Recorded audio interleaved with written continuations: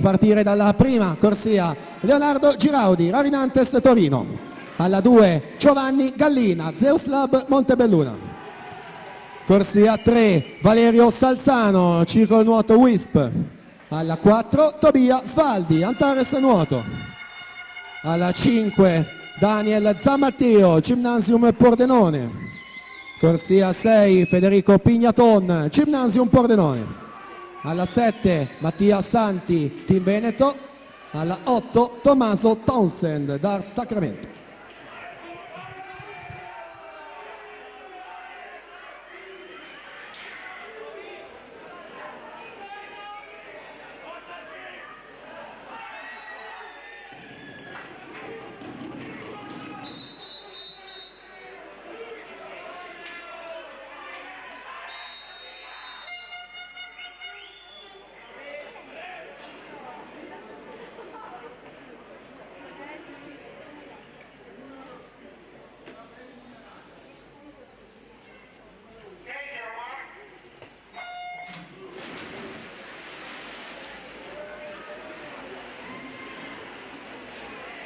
Partita anche la finale maschile.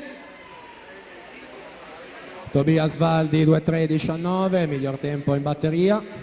Record MCG nel 2016, Robert Bogar 1:59:54. Tobia Svaldi 26:29, frazione farfalla su Daniel Zamatteo 26:54. Mattia Santi 26:73 in terza posizione.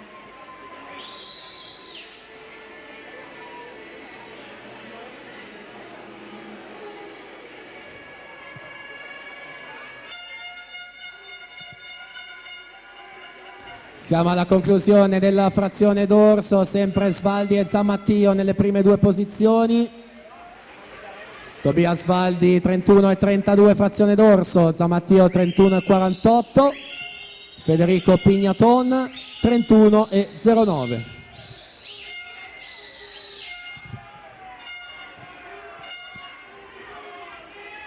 In corso la frazione della rana, potrebbe sfruttarla al meglio Tobia Svaldi, che è specialista, non molla l'atleta del Gymnasium Pordenone. Daniel Zamatteo in corsia numero 5, quindi arrivano ancora molto vicini anche alla virata numero 6 dei 150 metri, 4 centesimi soltanto. Svaldi 35:61, Zamatteo 35:24. Quindi Federico Pignaton in terza posizione. Ultima vasca, stile libero con Daniel Zamatteo che allunga e quindi si prende lui la vittoria e il titolo dei 200 misti con 2:02:30.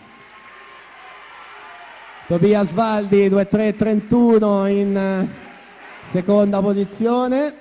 Federico Pignaton in corsia 6 al terzo posto, 2:04:66.